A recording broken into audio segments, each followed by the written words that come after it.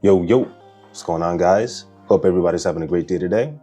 So in today's video, we're going to be talking about 7 things that developers need to know in order to progress in their careers, not make any mistakes, and actually enjoy being a junior developer and learning new things to where you're having fun. You're having fun building, creating, solving complex problems, fixing bugs. You know, a lot of junior developers get discouraged because they feel like they're not good enough, that they don't have the knowledge to do what they need to do. And they compare themselves a lot to other developers that have probably been doing this for a long time and had to learn and grow and had to fail and pick themselves back up. So number one is that, like I said, you don't need to know everything. There's so many different technologies out there. There's so many different frameworks, libraries. There's always going to be something that you look at that catches your eye, but then after a while, you're like, you know what, this is kind of a waste of time. Like, it doesn't really solve the problem that I need to solve right now. For any personal project that you're trying to work on, definitely do the research on your own, try new things. And if it's something that you want to bring into like your work life, then do that. But at the end of the day, you need to understand, what is the bigger picture? Is there going to be a bunch of problems that I'm going to be solving more effectively with this new tool? And if that's not the case, move on, abandon it. That doesn't necessarily mean that you have to not learn it, but you know, if it interests you, take the time to learn it, understand it, build on it. If it's a complete fail, know when to call it quit. Just focus on what matters, what works currently. Because if it ain't broke, don't fix it, bro. If it's not broke, don't fix it. Because if you try to introduce something new and shiny and you think that it solves all the problems, but you really missed a critical piece to a problem that you're trying to solve in a project and it's causing more issues, now you got to go back and revert everything back, and it's going to be a nightmare. So just make sure, just have that in your mind that you don't have to know everything. Know what you know. You know, if it's something that you are interested in, take the time to learn it. If there's something new out there that no one else is talking about, what's the problem? Don't even waste your time with that, all right? Number 2 is Google and ChatGBT is not cheating, bro. Before ChatGBT, Stack Overflow was my friend. Going on forums, going on different blog articles to figure out how to write code in an effective way. I've used Stack Overflow for a lot of problems that I needed to solve back in the day, and it helped me tremendously, okay? You need to do the same. You got GitHub Copilot, you got ChatGPT, Claude. You have so many AI tools out here, bro. Why aren't you using that to your advantage? If you don't, you're gonna be left in the dust. And I understand why people think AI is cheating. I mean, you can have AI write your code for you. Now, am I saying that you need to do that every single time? No. But just understand, like, if there's a problem that you just can't solve, just prompt it in GPT. Ask it a question. Tell it like, hey, I can't really solve this problem. How would you go about doing it, right? And it gives you a code snippet. You look at the code snippet. If it looks good to you, copy and apply it. If it still doesn't work, make adjustments yourself. Just understand that AI is just here to help with solving problems a lot faster. I use it every single day. Even as a senior software engineer, I use ChatGPT, Copilot every single day, just to help me modify my code, refactor it to a better way that I'm not thinking about, and to just move shit along a lot faster. I don't want to sit there for like 45 minutes trying to solve like, oh, how do I refactor this? How do I go about this, that, and the third, when I need to look at the bigger picture and work on these bigger problems. Get this out of your head that using Google and ChatGPT is cheating. You're learning at a more rapid rate because of these tools. These tools are to help you with productivity and make it easier for you to understand the fundamentals and what's going on. If you don't have that mindset and you want to learn with using those tools to improve your coding knowledge, then that's the way to go, okay? Number 3 is asking questions. Some of you guys just don't ask questions.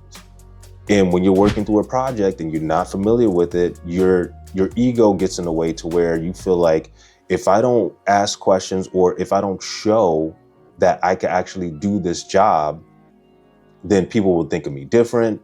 I won't be able to move up in the company. People would look at me like as a terrible developer. Trust me, no one cares, bro. All we want is the thing to get done. That's it. So if you don't understand something, reach out to someone. If it's a requirement on the product side, reach out to product. Whoever the product owner is, like, hey, does this make sense? How do we go about this? If there's something technical that you don't understand, reach out to someone like me, a senior or a tech lead, to bring you on the right track. Because I'm telling you, bro, you ask questions, the more questions that you ask, the more answers you're gonna get, the more clarity you will have. And this will save a lot of time trying to figure out, well, with this requirement, we need to build this, but then I'm finding out that as I'm building the second requirement, that it makes the first requirement complex, and now we got to solve for both of those. Yo, if you just ask that question, like, do we need to do this versus that? And you get that answer, that will solve a lot of that just back and forth chatter. You don't have to deal with that. So, don't be afraid to ask questions. If there's something that you don't know, say you don't know, and ask questions. I ask questions all the time. When I'm tech planning something and I look at the requirements, I'll write up the stories for each individual feature or requirement. And then if it's something that I'm not too clear on, I definitely will reach out to product and be like, hey, is this the way we want to go? And then I could get clarity from them in terms of what route we need to go, and we could have that back and forth conversation so everything stays on track. You can control that through conversation. So just make sure that you ask questions early and often. It's gonna save you a lot of time. Number 4 is you gotta write code for developers, not just something that's auto-generated. Write good, clean code, okay?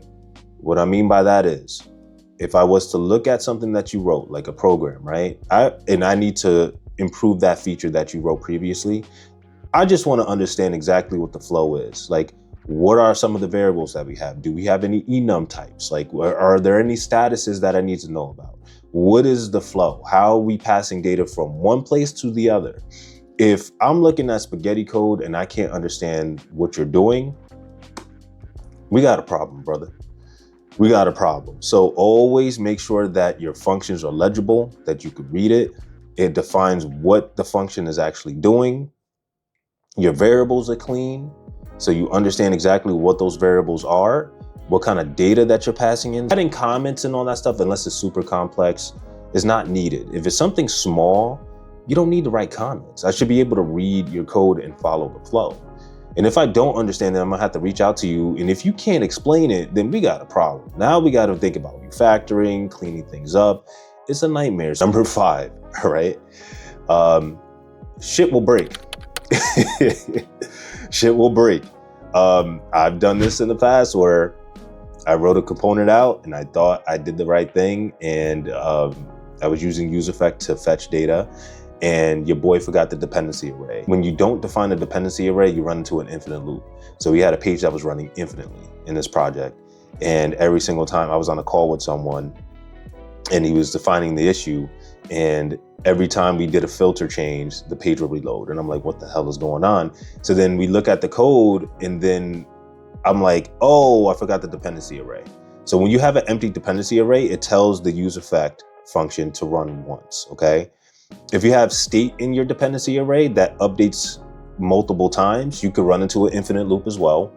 But, forgetting that dependency array bites you, bro. And we had to create a hotfix for it and get it into production. I've broken things. I made things a lot slower, just based on what I knew at the time. And then I'll go back to the code and I'm like, this is complete shit. And I rewrite it and everything's all good. Even me, as being in the field for over a decade, I still make these fucking mistakes. As developers, we break things, we fix things, we might introduce more bugs, and that's just part of the game, bro. Number 6, documentation is underrated. Listen, I'm a big believer in documentation now. I write documentation for any feature that I build, any new technology that I did research on, and I provide that and present it to the team in terms of, hey, this is what I researched, this is what should benefit us in the long run. Here's how everything works. Do a demo of that new tool and just get buy-in from everybody else.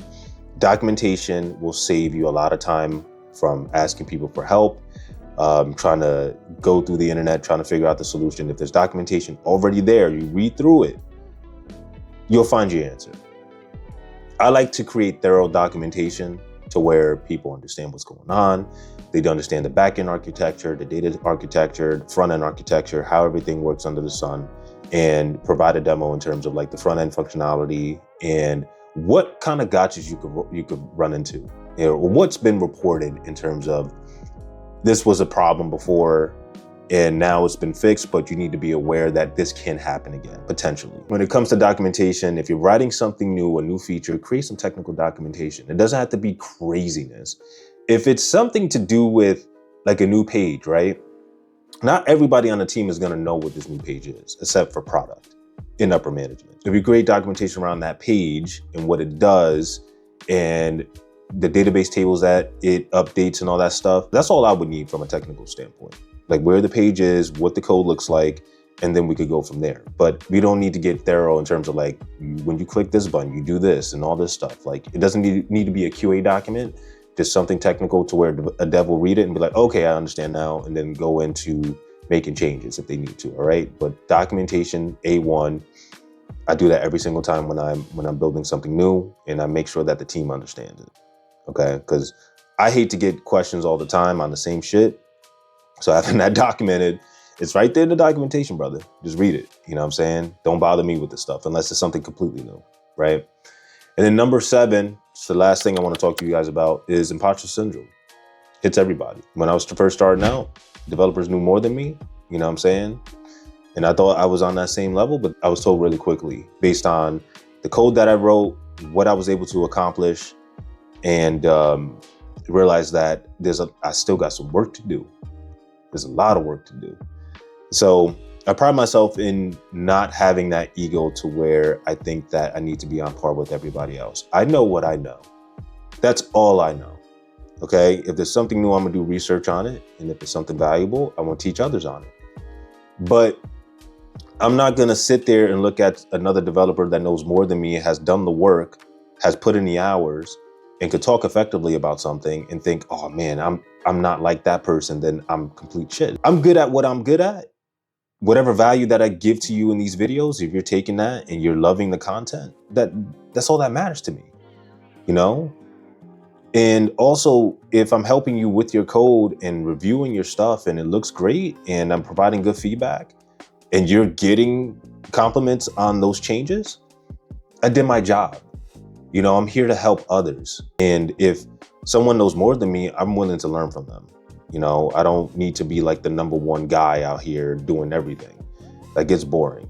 I'd rather be the dumbest person here to learn new things. Because I tell people all the time, even when I have conversations with people that are non-technical and I try to explain exactly what I do, and I've gotten better at that over time, just to make it pretty simple. But I just tell them like, yo, they think that I'm very smart, which I appreciate. But at the same time, I'm like, yo, I'm a dumbass. I'm a dumbass. I make stupid mistakes all the time. I just know certain things, but other people, they've done the research on certain things too. Like they might not know what I know and I might not know what they know, but at least we can learn from each other. And that's where the value is, okay? Learning from each other and becoming better every single day. Take those steps to not feel like you're not doing your part, you know, with imposter syndrome. Like it's gonna go away fast, trust me, if you start to just stick with what you know and learn on your own, all right? So that's it, guys. That's the video. If you like this video, please like, share, and subscribe. Let me know if these 7 things are gonna help you in your coding journey as a junior developer. If you're able to work efficiently now or more effectively, because these are a lot of little gotchas that could hold you back. You know what I'm saying? And if you're able to understand some of these issues that every developer goes through, you should be in a good spot. You know, you just need to practice that, take action. All right. If you don't take action on these 7 things, you're going to stay the same. Just saying, brother. All right. And if you need any code review, any portfolio review, you want to chop it up about tech and all that stuff, you can reach out to me at thefullstackbro@gmail.com. If you want to do one-on-one sessions, you can reach out to me as well for that and we can schedule something. All right. We'll talk soon.